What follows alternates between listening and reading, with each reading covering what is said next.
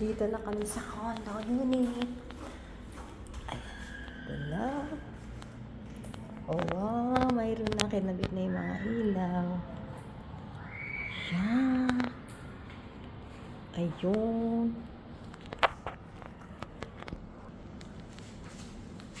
Ganda na pala eh. Hindi pa rin nagawa.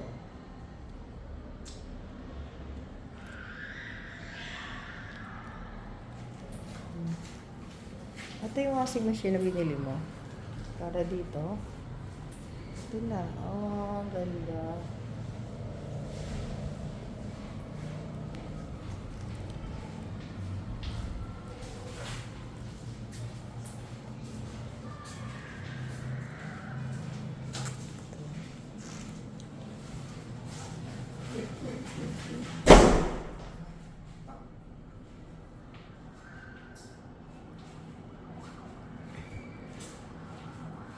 Ito na yung binili mong ilaw. Ito na yung ref mo. Ito na yung Rensod mo na lagay na Sa rin. gitna itong ilagay rin. Dito yung may mesa eh.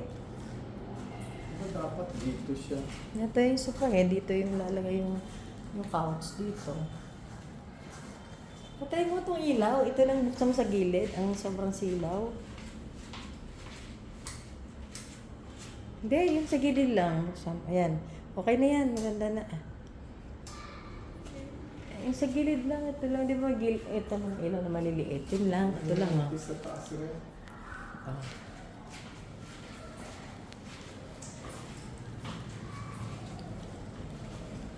Wala pa sa lamig. Nakabit na? Sa ano? Ah, nakabit na. Nakabit na yung salamin? Di ba? Tina. Nakabit na lang ganito. Ang ilaw na napili ko. Wow. Ganito. Wow. Tingnan mo nga ang tsura din, no? Hindi yan. Itong ilaw.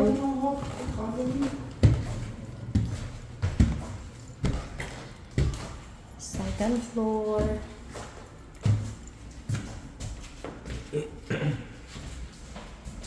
Mga room.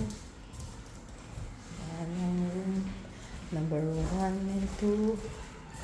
Master bedroom. Saan may ilaw?